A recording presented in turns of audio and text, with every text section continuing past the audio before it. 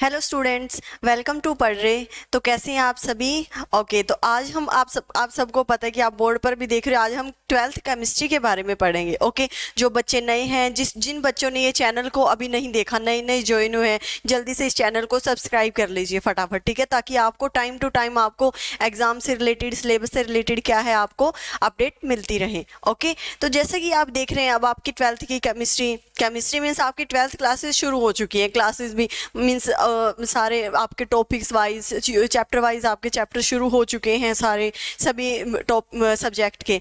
Okay, तो आज हम देखेंगे कि जैसे काफ़ी बच्चों को ये कन्फ्यूज़न होता है कि हमने केमिस्ट्री ले लिया, अब ट्वेल्थ केमिस्ट्री का सिलेबस भी ज़्यादा है, पहले तो चलो रिड्यूस हो चुका था, ऐसा अब की बार कुछ नहीं है।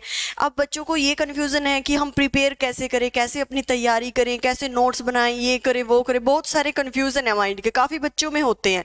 ठीक है, तो आज मैं आपका कन्फ्यूज़न दूर करूँगी। ठीक है, आप जैसे बोर्ड पर देख रहे हो how to prepare twelfth chemistry 2022 to 23, जो मैं स्ट्रेटजी आपको बताऊंगी, अगर आप वो स्ट्रेटजी फॉलो करते हो तो आपके बहुत अच्छे 90+ स्कोर आप ला सकते हो एग्जाम में। ठीक है, जो मैं स्ट्रेटजी आपको बताऊंगी एग्जाम के लिए आपकी पूरे जो आपकी केमिस्ट्री की सभी चैप्टर्स की। ठीक है, तो सबसे पहले तो बात आती है केमिस्ट्री की। अब आपको पता है केमिस्ट्री क्या होती है, 3 पार्ट में डिवाइड होती है।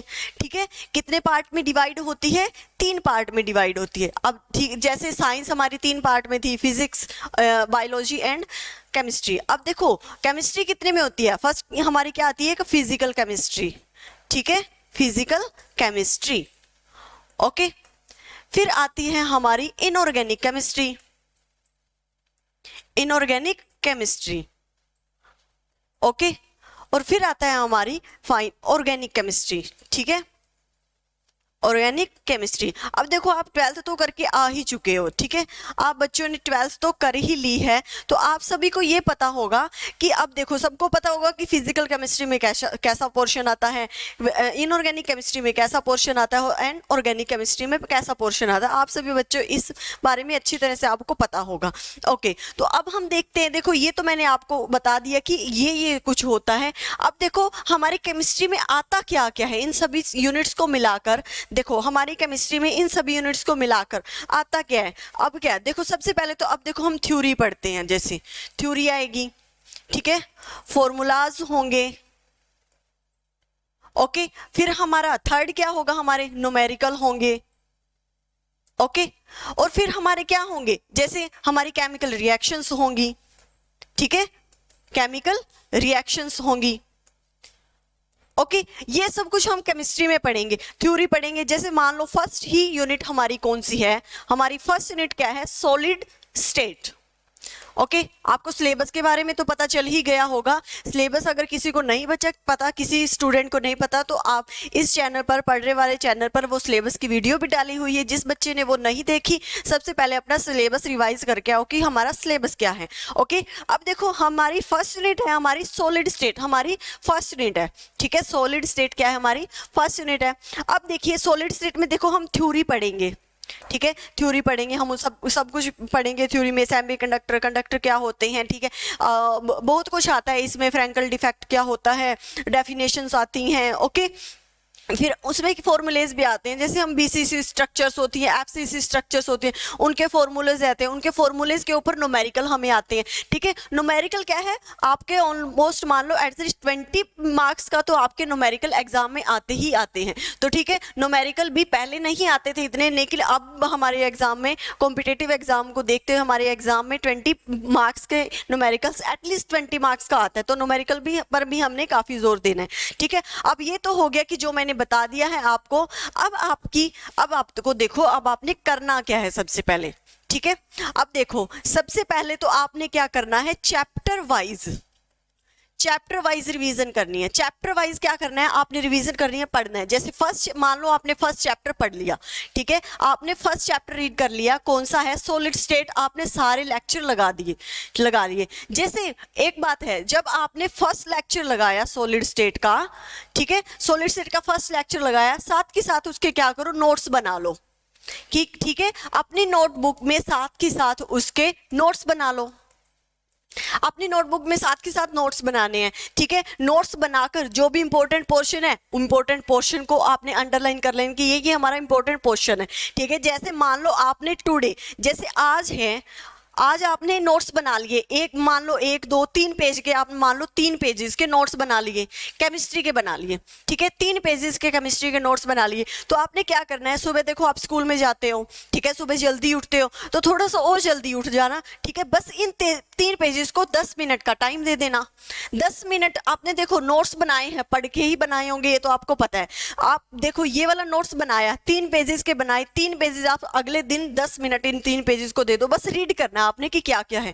तो आपके वो जब बोलते हैं कि सुबह सुबह पढ़ने माइंड फ्रेश होता है, सुबह पढ़ते तो याद रहता है, ठीक है। तो आपने 10 मिनट देने उन 3 पेजेस को, तो आपको वो क्या है, याद रहेगा वो वाला आपको पोर्शन, ठीक है। आपने 10 मिनट दिए 3 पेजेस को, ठीक है, फर्स्ट यूनिट। अब देखो मान लो हमारे जो फर्स्ट यूनिट है वो आपके, देखो आपकी मान लो एक हो गई, 1 वीक में आपकी कंप्लीट हो चुकी है, ठीक है। 1 वीक में आपकी कंप्लीट हो चुकी है, फर्स्ट यूनिट आपकी 1 वीक में कंप्लीट हो चुकी है।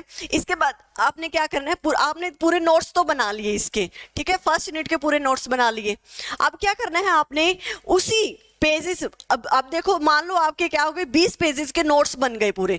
20 पेजेस से जो 21st पेज है उसके ऊपर क्या करना है आपने, जो भी इसके इंपॉर्टेंट फॉर्मूलाज हैं उनको लिखना है, इंपॉर्टेंट फॉर्मूलाज को लिखना है कि हमारे इंपॉर्टेंट फॉर्मूलाज कौन से हैं, ठीक है। तो बस यही है कि डेली बाय डेली आप जब नोट्स बनाओगे तो डेली बाय डेली आप उनको 10 मिनट के लिए पढ़ोगे तो बहुत ही आपके लिए हेल्पफुल होगा, ठीक है। अब देखो ये तो आपके नोट्स बनाने के का था कि मैंने आपको बता दिया कि आपने ऐसे नोट्स बनाने, नोट्स को साथ के साथ रिवाइज करते रहना, ठीक है। अब देखो मान लो आपने क्या किया, पूरी केमिस्ट्री के क्या हुआ, नोट्स बना ले, कंप्लीट बना लिए नोट्स, कंप्लीट केमिस्ट्री के आपने नोट्स बना लिए। फिर आपने क्या करना है, उसी नोटबुक में, या फिर अगर आपकी 2 नोटबुक लगी है, सेकंड नोटबुक में सबसे पहले तो आपने सारी यूनिट, जितनी भी अपनी 16 यूनिट है जिसमें फॉर्मूलाज हैं फिजिकल के, सबसे पहले आपने फॉर्मूलाज लिखने, किसके, फिजिकल के लिखने हैं, ठीक है, ताकि आपको रिवाइज करते टाइम वो फॉर्मूलाज माइंड में रहें, डेली बाय डेली उनको पढ़ते रहना।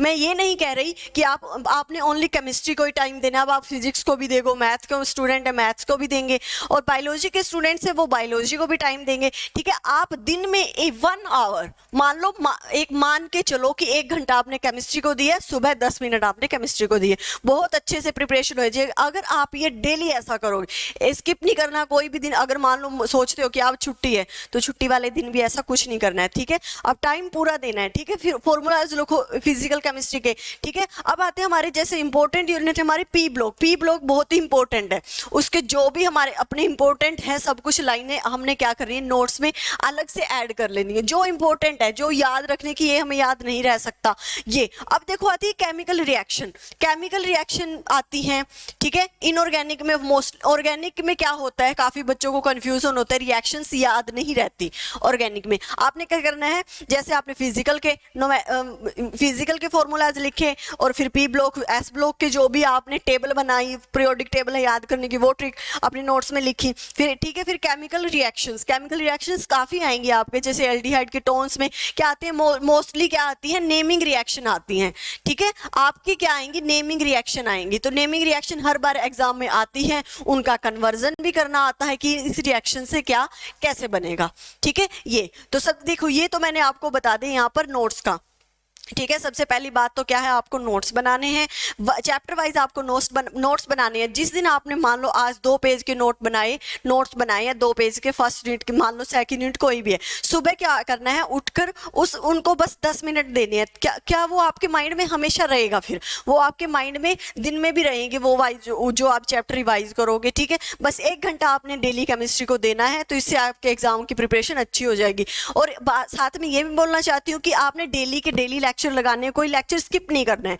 अगर कोई लेक्चर स्किप कर दिया तो मान लो आपका वो दिन का शेड्यूल खत्म हो जाएगा। बस अपना टाइम टेबल बना लो, जैसे फिजिक्स को 1 घंटा दिया, फिजिक्स में भी काफी न्यूमेरिकल होते हैं, केमिस्ट्री को दिया, मैथ्स को मान लो थोड़ा ज्यादा दिया जाता है क्योंकि उसमें सॉल्व करना होता है, बायोलॉजी को 1 घंटा दे दिया, बाकी अदर सब्जेक्ट है उनको तो हाफ आवर आप दे ही सकते हो, ठीक है। तो ऐसे आपने अपने कंप्लीट जो है टाइम टेबल बना के रखना है। आपने पहले ही अभी से, जिसने नहीं बनाया वो आज से स्टार्ट कर लो अपना टाइम टेबल बना लो, आपने करना है, नोट्स बना लिए हैं, फिर उसको सुबह रिवाइज करना है, ठीक है। और हो सके तो उनसे रिलेटेड जो क्वेश्चन है वो भी करके देखना, ठीक है। तो ये थी आपकी पूरी स्ट्रेटजी जो केमिस्ट्री के बारे में मैंने बताई है कि पहले आपने नोट्स बनाने हैं। सबसे इंपॉर्टेंट काम है नोट्स का, क्योंकि नोट्स आप अपने हाथ से बनाओगे तो आपको पता होगा मैंने कहाँ पर क्या लिखा है, ठीक है, वो हमारे माइंड में भी रहता है, ठीक है। और जब भी नोट्स बनाओ उनको एक बार रिवाइज जरूर कर लेना। ऐसा नहीं कि आपने पूरी नोटबुक में पहले आपने पूरी फर्स्ट यूनिट के नोट्स बना ली और बाद में उसको पढ़ते फिरते हो, नहीं, नोट्स बनाए